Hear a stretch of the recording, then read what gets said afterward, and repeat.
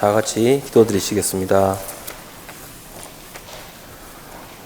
모든 것을 주관하시며 우리의 위로가 되시는 주님, 오늘 이 자리에 나와 주님을 찬양하며 감사할 수 있는 시간을 주심에 감사드립니다.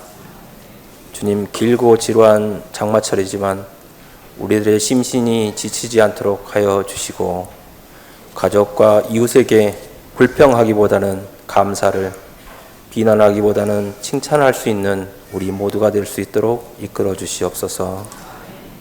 또한 우리가 생활하며 먹고 마시며 사용하는 모든 것들에 감사함을 가질 수 있도록 하여 주시고, 조금 귀찮아도 조금 불편해도 우리가 살아가고 다음 세대에 물려주어야 할 자연을 아끼고 사랑하는 모진 교인들이 될 수 있도록 하여 주시옵소서. 기후위기를 인하여 수많은 자연재해가 발생하여 수많은 사람이 목숨을 잃고 삶의 터전이 사라지는 무서운 자연재난이 수시로 발생하고 있습니다. 우리가 다시 한번 서로 지혜를 모으고 예전에 가졌던 아끼고 나눠 쓰고 다시 쓰는 마음을 꺼내어 더 환경을 오염시키는 것을 줄여 자연이 회복되게 노력하는 우리 모두가 될 수 있도록 하여 주시옵소서. 오늘 또 각 부서에서 찬양을 준비하고 예배와 식사를 준비하는 손길 위에 주님의 감사가 넘칠 수 있도록 축복하여 주시고, 오늘 우리에게 우리가 하나 되게 하옵소서라는 주제로 말씀 증거하시는 장관철 목사님의 건강을 지켜주시고, 전하시는 말씀이 우리가 한 주를 살아가는 영양분이 되어 우리가 만나는 모든 사람에게 주님의 모습을 전하는 모진 교인들이 될 수 있도록 하여 주시옵소서. 언제나 우리와 함께 하시는 우리 주 예수 이름 받들어 기도드렸습니다. 아멘. 요한복음 17장 20절부터 마지막 26절까지 교독하겠습니다. 20절, 내가 비옵는 것은 이 사람들만 위함이 아니요 또 그들의 말로 말미암아 나를 믿는 사람들도 위함이니,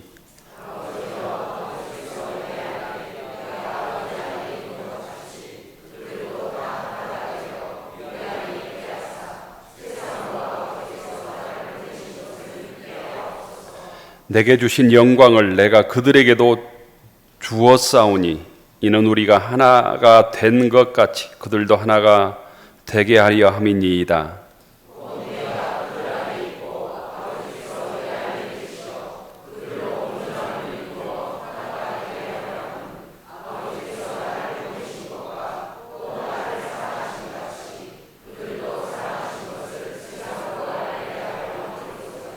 아버지여, 내게 주신 자도 나 있는 곳에 나와 함께 있어 아버지께서 창세 전부터 나를 사랑하심으로 내게 주신 나의 영광을 그들로 보게 하시기를 원하옵나이다.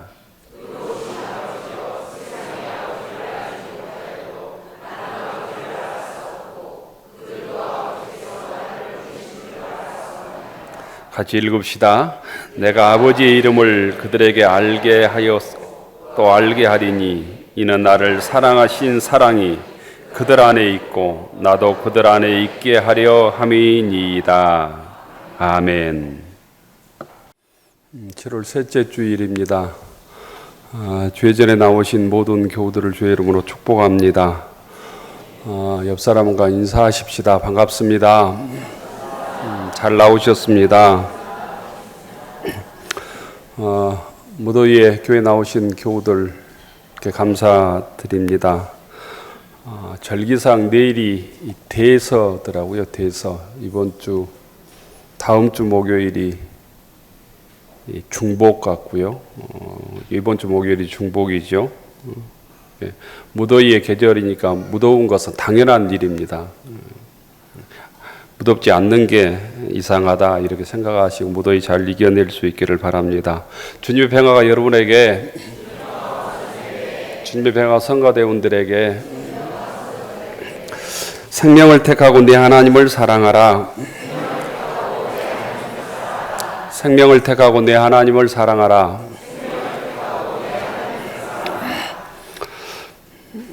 여러분은 신앙생활하면서 성경을 몇 번이나 이렇게 읽어 보셨습니까? 천국에서는 몇 번 정도 읽어야 성경을 읽었다고 말할 수 있을 것 같습니까? 천국에서는 10번 읽으면 명함도 못 내밀고 100번 읽어야 주님께서 100번 읽으면 이렇게 얘기한다고 그러는, 이놈 성경 공부 좀 할 수 있겠네, 이렇게 얘기한다고 하는 얘기도 들었습니다. 200번 읽으면 주님의 뜻을 조금 알 수 있을까, 이렇게 주님께 질문한다는 얘기도 들었습니다. 천국 온 사람이 300번 성경 읽고 자랑하다가 천사들과 빙고 게임 하다가 틀려가지고 엄청 창피를 당했다, 이런 농담도 있고요. 성경을 600번 읽은 권사님이 성경 암송하다가 한자 틀려가지고 무지하게 혼났다는 얘기도 유머에 있습니다. 그런데 어느 날 예수님께서 어떤 청년에게 얘기를 하시면서 그 청년을 무척 칭찬하는 거였습니다. 그래서 많은 사람들이, 먼저 온 천국에 온 사람들이 그 청년이 성경을 한 1000번 읽었나 보다, 이렇게 생각했는데 그 청년은 초신자였고 교통사고 나가지고 천국에 왔답니다. 근데 예수님께서 성경에 대해서 물어보았는데 청년이 했던 대답이 이것이랍니다. 성경은 그저 사랑입니다. 그저 사랑입니다. 이 얘기를 듣고 예수님께서 기뻐하셨다는 얘기가 있습니다. 성경을 많이 읽는 것도 중요하지만 성경에서 오늘 이 시간 우리에게 주님께서 말하려고 하는 그 핵심을 잘 찾는 것, 하나님께서 오늘 말씀을 통해서 우리에게 주시려고 하는 이 말씀의 주제를 잘 깨닫는 것이 중요하다는 것입니다. 우리가 10번, 20번 성경을 읽어 보셨어요? 예, 봐도 모르는 부분이 훨씬 많아요. 10년 전에 깨달아졌던 부분들이 또 깨달아지지 않고, 또 10년 전에 깨달아지지 않았던 성경이 또 읽어보면 깨달아지고, 이런 것들이 무수히 반복이 되고요. 또 성경의 진리가 끊임없이 학자들에 의해서 이렇게 발견이 되기도 하고, 또 다른 해석으로 또 옮겨가기도 하고 발전하기도 하고 그렇습니다. 그래서 성경의 진리는 그 자리에 머물러 있지 않습니다. 우리의 삶의 조건에 따라서 성경의 진리는 또 다시 다가오기도 하고 그렇습니다. 그래서 여러분들이 열심히 주의 말씀을 묵상하는 교우들이 되기를 바랍니다. 그러나 그보다 더 중요한 것은 오늘 주님께서 오늘 말씀을 통해서 나에게 주시고자 하는 주의 음성을 잘 듣고 깨닫고, 그리하여 성경의 주제는 그저 사랑입니다, 이렇게 대답함으로 칭찬을 받았던 이 청년처럼 주님께 칭찬받는 교우들이 되기를 원합니다. 오늘 말씀 예수님께서 하나님께 제자들을 위해서 드린 기도입니다. 기도. 예수님께서 곧 내가 떠날 것이다, 그렇게 말씀하시고 제자들을 위해서 하나님께 간절히 제자들을 위해 기도하고 있는 내용입니다. 그 기도의 핵심은 한마디로 나의 제자들이 하나님 안에서 하나 되게 해주십시오라는 기도입니다. 반대로 생각하면 얼마나 제자들이 암투를 벌렸으며 이런 기도를 했을까. 자식들이 싸우니까 부모가 싸우지 말라고 얘기하죠. 아주 오손도손 평화롭게 지내는데 싸우지 말라고 얘기하지는 않잖아요.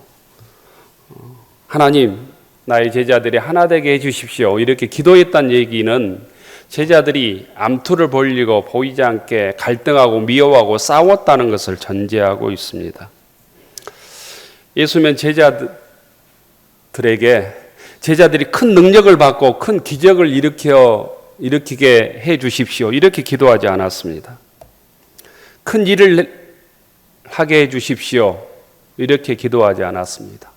제자들이 하나님 안에서 하나 되게 해 주십시오, 이렇게 기도하고 있습니다. 예수님께서 이렇게 기도하신 이유가 있습니다. 분열하면, 내가 떠나고 분열하면 곧 제자로서 살 수 없기 때문입니다. 하나님의 뜻을 이룰 수 없기 때문입니다. 하나 되는 것이 하나님의 뜻이기 때문입니다. 분열하고 싸우는 것은 곧 하나님의 뜻이 아니다. 사탄, 마귀의 뜻이다라는 거예요. 말로는 주님의 제자라고 얘기하면서 분열하고 싸우면 사탄의 종으로 쓰임받는 거예요. 우리가 기독교인이라고 말을 하지만 불평하고 싸우고 원망하면 마귀의 종으로 우리가 쓰임받는 거란 말이죠. 하지만 하나님의 이 뜻, 하나 되는 일이 결코 그렇게 쉽지 않기 때문에 이렇게 기도를 하고 있는 것입니다. 하나 되는 일이 식은 죽 먹듯 그렇게 쉽지 않다는 거예요.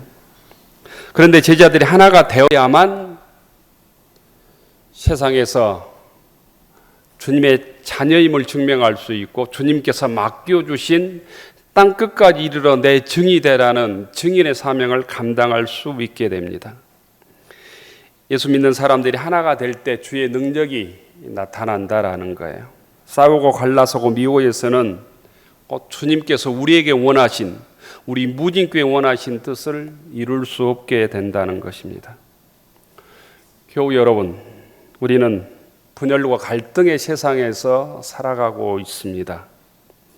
우리의 모습을 보면 남과 북이 갈라진 지가 벌써 70년이 넘기도 했지만 원수처럼 지금도 지내고 있고 출신에 따라서 동서를 나누고 또 정치 성향에 따라서 좌우를 나누고 또 늙은이와 젊은이를 나누고 또 남녀를 나누고 부모와 자식을 나누고 끊임없이 갈등하고 싸우고 상대방은 틀렸다고 내 생각이 옳다고 주장하기에 바쁩니다. 세상의 악한 자들은 이런 갈등을 조장해서 자신들의 욕심을 채웁니다. 갈등을 치유해야 될 사람이 정치인들이고 위정자들이고 어른들이고 부모들입니다. 하지만 자기의 알량한 자존심을 위해서 욕심을 위해서 갈등을 조장하고 자기 생각만 옳다고 갈등을 부추깁니다. 또한 그런 갈등을 이용해서 자기 욕심을 채우는 사람들이 많이 있습니다. 신앙의 눈에서 보면 분열의 배후에는 사탄의 역사가 있습니다. 사탄은 이간하고 분열하는 영으로 성경은 기록하고 있습니다. 사탄은 하나님을 대적하다가 하늘에서 쫓겨난 자라고 성경은 말하고 있습니다. 사탄은 처음 사람 아담과 화를 꾀어서 하나님과 갈라지게 했던 주범이기도 합니다. 교회도 마찬가지입니다. 교회와 예수 믿는 우리들을 무력화시키는데 가장 효과적인 방법이 무엇이겠습니까?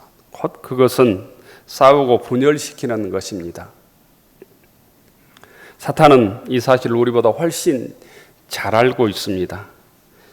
성도들이 교회에서 싸우고 성도들이 가정에서 서로 미워하고 싸우고 주님의 평화를 이룰 수 있는 방법이 그런데 없다는 데 문제가 있습니다. 싸워서 주의 의를 드러낼 수 있다면, 서로 미워하고 분열하고 다퉈서 주의 영광을 드러낼 수 있다면 좋은데 그럴 방법이 없다라는 거예요. 그렇게 해서는 마귀의 도구로밖에 쓰임받을 수 없다라는 거예요. 잘 생각해 보십시오. 가정이 깨지고 여러분의 가정이 깨지고 신앙생활 잘할 수 있는 성도가 몇이나 되겠습니까? 부부가 싸우고 미워해서 이혼하고 갈라져서 한 교회 다닐 수 있습니까? 그 전보다 예수 잘 믿을 수 있습니까? 어젯밤에 심하게 부부싸움하고 이 자리에 기쁜 마음으로 앉아 있을 수 있습니까? 부모와 싸우고 교회 와서 기쁘게 예배드릴 수 있는 자녀가 있을까요? 그래서 이 모든 것을 아시는 주님께서는 하나가 되라고 간절히 하나님께 기도하고 있는 것이죠. 서로 미워하고 싸우고 분열하는 것은 마귀에게 속아 넘어지는 일이다. 그런데도 많은 교회가, 많은 성도들이 쉽게 그 마귀의 유혹에 넘어가 서로 미워하고 싸우고 분열하고 그리하여 시험에 넘어져 하나님께서 주신 신앙을 포기해버린 사람들이 너무나 많습니다. 곧 마귀의 밥이 되어버린다라는 거예요. 잘 생각해 보십시오. 여러 가지 시험, 갈등, 사람의 갈등 때문에 우리 교회를 떠난 교인들 중에 몇 사람이라 믿음을 지금 지키고 있겠습니까? 우진교회를 떠난 교인들이 여기에서보다 더 열심히 주님을 섬기고 있다면 정말 감사할 일이죠. 하지만 그렇지 못하다면 우리 모두는 어떤 이유로 마귀에게 속아 넘어진 것입니다. 시험을 들게 했건 내가 시험을 들었건 주님께서는 이것들을 강력하게 제자들에게 경고하며 제자들이 주 안에서 하나가 되게 하여 주십시오. 이렇게 간절히 기도합니다. 하나님은 오늘도 우리 교회가 하나 되기를 기도하고 계신 줄로 믿습니다. 하나님의 속성 중에 중요한 속성이 곧 하나 되는 속성입니다. 이 12절에 보면 우리가 하나 된 것 같이 그들도 하나가 되게 하려 함이니이다. 하나님과 예수님이 하나 된 것처럼 제자들도 하나 되기를 원합니다. 하나 되어야만 내 제자가 될 수 있고 제자의 사명을 감당할 수 있다는 것입니다. 22절을 현대인의 성경으로 다 읽어보면 아버지께서 내게 주신 영광을 내가 그들에게 준 것은 아버지와 내가 하나인 것처럼 그들도 하나가 되게 하기 위해서입니다. 이렇게 번역했습니다. 하나 되는 것은 성령의 역사이며 서로 미워하고 싸우고 갈라진 것은 마귀의 역사입니다. 그렇지만 우리는 그 마귀의 역사, 유혹을 이상할 정도로 그 중요성을 깨닫지 못합니다. 마귀의 유혹에 쉽게 넘어진다는 것입니다. 슈바처 박사는 유명한 이런 말을 했다고 전해져 옵니다. 이단 말을 많이 하는데 가장 무서운 이단이 뭐냐? 신천지냐? 구원파냐? 아니다는 거예요. 슈바처는 가장 무서운 이단은 사랑이 없는 기독교가 가장 무서운 이단이다. 이렇게 정의를 했습니다. 우리가 이단을 분별하고 잘못된 이단과 싸워야 하지만 진짜 이단은 형제임에도 불구하고 가족임에도 불구하고 형제 자매임에도 불구하고 서로 사랑하지 않고 사랑 없이 예수 믿는 것, 이게 곧 이단이라는 거예요. 하나 되지 못한 상태에서 예수 믿고 있는 것, 이것이 진짜 이단이라는 것입니다. 한국의 성도들의 열심은 세계적으로도 유명하지요. 그런데 그 열심을 내면서도 반대로 또 세계 1등 하는 게 있습니다. 서로 미워하는 것입니다. 서로 싸우는 거예요. 서로 분열하는 거예요. 그것이 얼마나 큰 죄이고 무서운가를 알지 못합니다. 주의를 성수하고 술을 금하고 도박을 금하고 11조를 드리고 이런 것들은 우리 성도들이 철저하게 한국 교인들이 지키기 위해서 예를 씁니다. 하지만 서로 미워하고 서로 싸우는 것은 그보다 100배나 더 중요하다는 일이다. 그것을 모른다라는 거예요. 교인들에게 쉽게 화를 내고 미워하고 싸우는 것이 얼마나 큰 죄인가를 우리가 깨달아야 합니다. 미워하고 분열하고 증오의 담을 쌓는 일은 다른 어떤 일보다도 비교할 수도 없는 죄악 중에 죄악이라고 하는 사실을 우리가 깨달아야 합니다. 그래서 예수님께서는 예물을 제단에 드리다가 거기서 내 형제에게 원망 들을 만한 일이 생각나거든 예물을 제단 앞에 두고 먼저 가서 형제와 화목하고 그 후에 와서 예물을 드리라고 하였습니다. 이 시간 혹시 다른 사람들에게 원망 들을 만한 일을 하고 이 시간 예배를 드리고 있다면 우리가 드린 예배가 헛것이라는 거예요. 소용이 없다는 것입니다. 하나님께서는 용서하고 사랑하고 하나 되는 일을 가장 귀하게 여기십니다. 그래야만 주님의 제자로 주님의 일을 할 수 있기 때문입니다. 세상이 저들이 주님의 제자들이구나, 예수 믿는 사람들이구나 그렇게 인정하기 때문입니다. 우리가 하나님의 자녀인데 미워하고 분열하고 서로 담을 쌓아서 마귀의 도구로 이용되어서야 쓰겠습니까?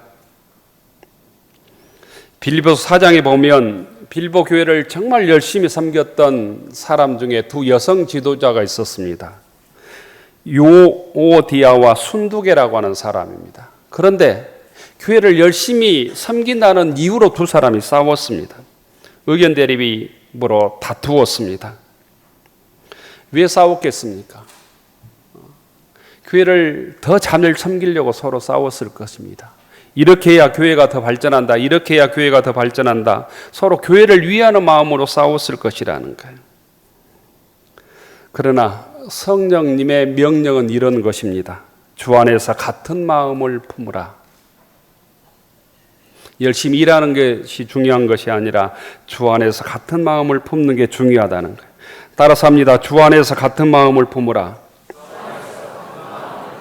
주 안에서 같은 마음을 품으라.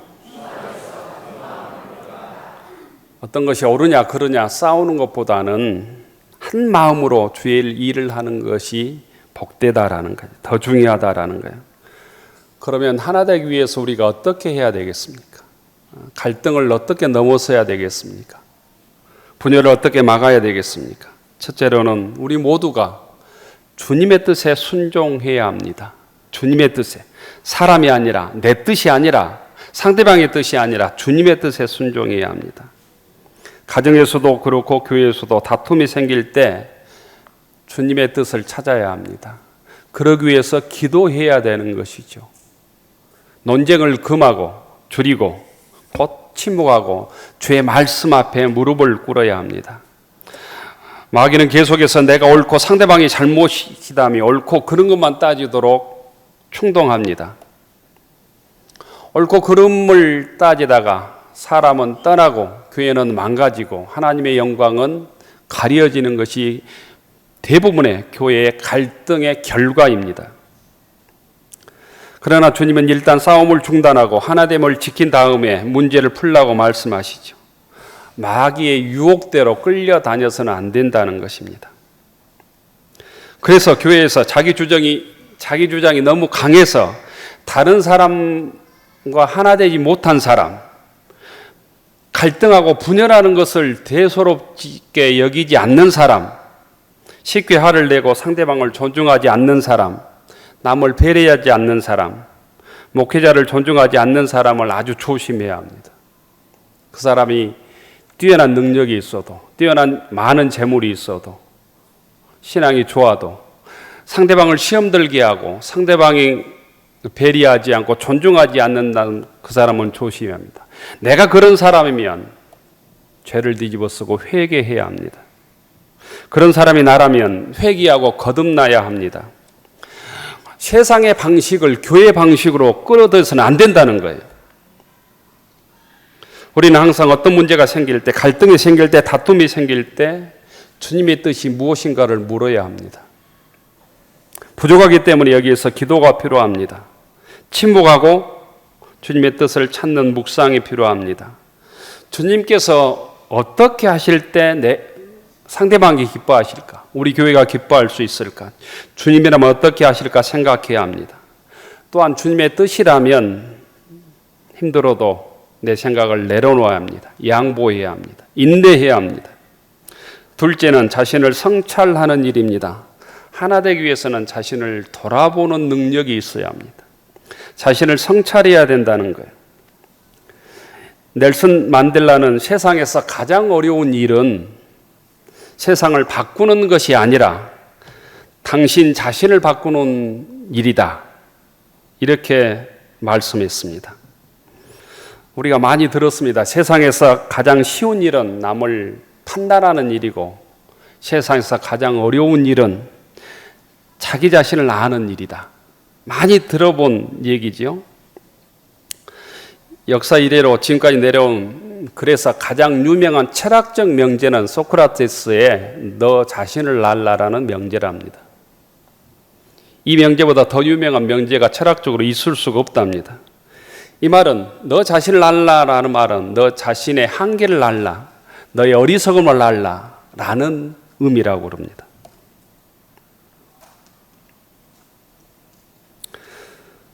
주 안에서 우리가 주의 일을 하다가 갈등이 생길 때, 다툼이 생길 때 해결의 방법은 우리 자신을 성찰해야 한다는 거예요. 우리 자신을 돌아보아야 한다는 거예요. 성찰이라는 말은 자기를 살피고 자기를 아는 일입니다.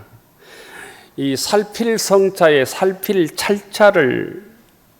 찰자를 썼는데 차를 이렇게 풀어보면 파자해 보면 집에서 제사를 지낸다는 의미입니다. 찰자는 집에서 제사를 지낸다. 즉 예배를 바로 드리는 일이 곧 자신을 성찰하는 일입니다. 자신을 성찰하는 일은 하나님 앞에 서는 일입니다. 자신을 돌아보는 일을 넘어서 신앙인에게 성찰은 하나님 앞에 무릎을 꿇는 일이에요. 예배는 곧 성찰은 하나님 집에서 무릎을 꿇고 하나님의 눈으로 자기를 살피는 거예요. 내 눈이 아니라 하나님의 눈으로, 주님의 눈으로 나를 보는 거예요.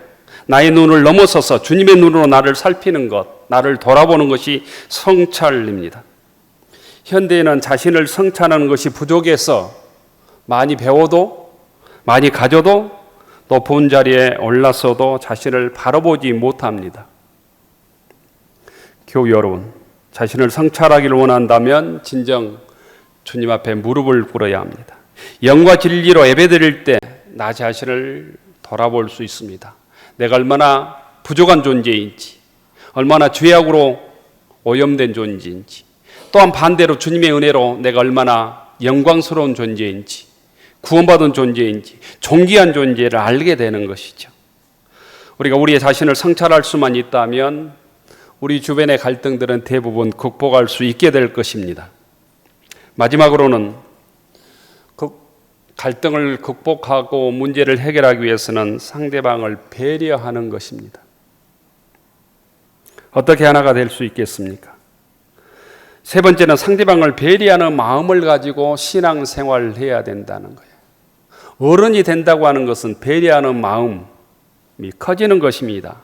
곧 깊은 신앙인, 좋은 신앙이 된다고 하는 것은 상대방을 배려하는 마음이 커지는 거예요. 신앙인은 서로를 배려하는 마음이 몸에 배어 있어야 합니다. 상대방의 입장에서 생각해 보는 능력들을 키워야 합니다. 역지사지하는 능력들을 키우지 않으면 이 험한 세상에서 평화의 사도가 될 수가 없습니다. 목회자는 성도 입장에서, 성도는 목회자 입장에서, 젊은이는 노인의 입장에서, 연세 드신 분들은 젊은이의 입장에서, 자녀는 부모의 입장에서, 부모는 자녀의 입장에서 생각해야 합니다. 지난 주간 한 책을 읽다가 이런 얘기가 써져 있는 것을 보았습니다. 한 마을에 살고 있는데 너무나 다르게 사는 두 가족이 있었습니다. 같은 아파트에서도 정말 불행하게 사는 가정이 있는가 하면 행복하게 사는 가정이 있잖아요. 한 집은 서로 의지하며 매일매일 행복하게 살아가는 가정이 있는 대비 한 가정은 매일 다투고 싸우고 아웅다웅 다투는 가정이 있었다는 거예요. 그런데 그 가정이 이웃에 있었다는 거예요. 매일 싸우는 가정이 이렇게 살아서는 안 되겠다라고 생각을 하고 항상 화목하게 행복하게 사는 가정을 찾아서 행복하게 사는 이유를 물었다 합니다. 우리 가족은 매일 다투는데 어떻게 하면 다투지 않고 행복한 가정이 될 수 있을까요? 부끄러운 마음을 가지고 찾아왔습니다. 화목한 가정의 아주머니는 우리는 다툴 일이 없습니다. 이렇게 대답을 했답니다. 그때 방문한 손님들을 대접하기 위해서 딸이 차를 준비하고 있었는데 잘못해서 그만 접시를 깨뜨리고 말았답니다. 딸은 엄마에게 내가 조심하지 못해서 접시를 깨뜨렸습니다. 미안해. 이렇게 얘기를 하니까 엄마가 아니다. 엄마가 하필 그런 곳에 접시를 둔 탓이다. 내 탓이다. 내가 조심하지 못해서 접시가 깨졌다 이렇게 얘기를 하더랍니다. 그 말을 듣고 있던 아버지는 다음과 같이 말했습니다. 아니요.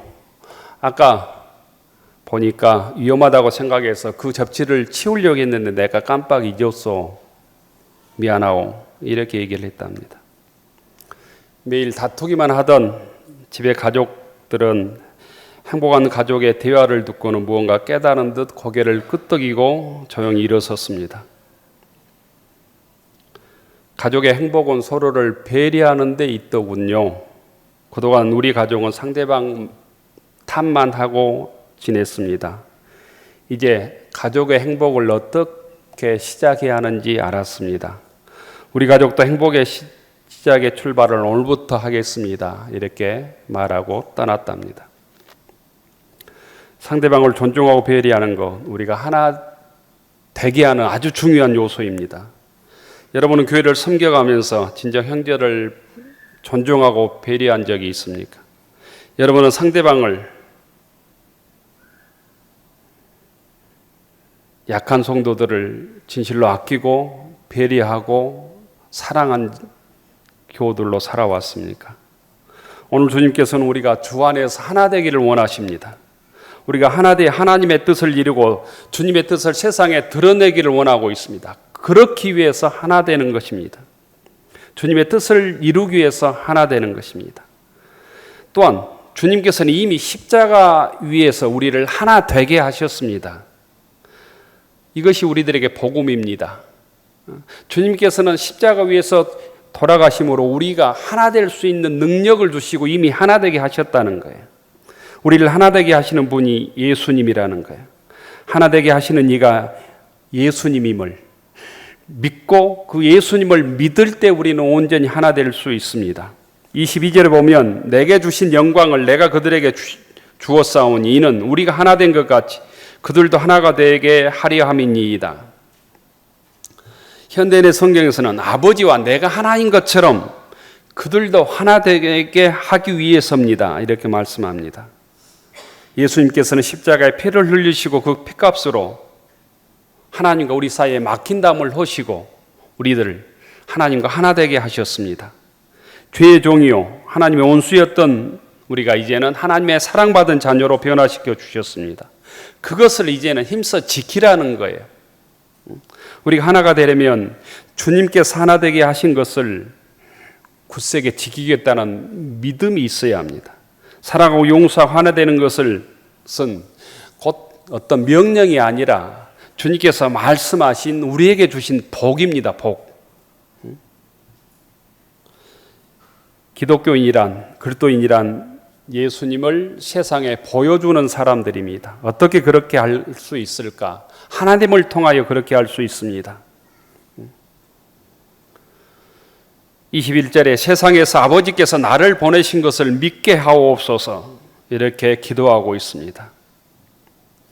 교우 여러분, 우리가 지켜야 될 것이 있습니다. 하나 되게 하신 것을 우리가 굳게 지켜야 합니다. 하나 될 수 있습니다. 사랑할 수 있습니다. 용서할 수 있습니다. 왜냐하면 주님께서 하나 되게 하셨기 때문입니다. 이걸 믿고 고백해야 된다는 거예요.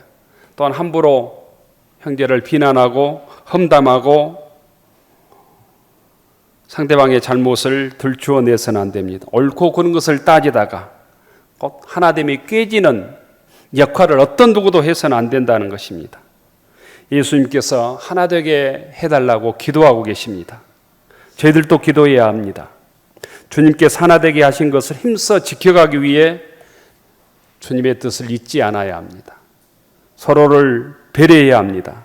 또 자기 자신을 성찰해야 합니다. 이렇게 할 때 갈등 많은 세상에서 수많은 갈등을 해결하고 문제를 극복하는 성도들이 될 수 있을 것입니다. 우리 무진교회 모든 교우들이 하나 되어서 주님의 뜻을 실천해 나가는 그리하여 주님의 평화의 사도로 쓰임받는 믿음의 교우들이 되기를 축원합니다. 기도하겠습니다. 하늘로로 축원하옵나니 이제는 구원의 주님이 되시는 예수 그리스도의 은혜와 창조주 하나님이 되어주시는 하나님의 넘치는 사랑하심과 능력의 주가 되어 주시는 보혜사 성령이 함께 하시며 이로 교통하심이 우리를 하나 되게 하시며 성령이 하나 되게 하신 것을 힘써 지켜가기로 다짐하는 교우들 머리 위에 우리의 가정과 일터 위에 우리의 자녀들 위에 이제로부터 영원까지 함께하여 주시기를 간절히 축원하옵나이다. 아멘.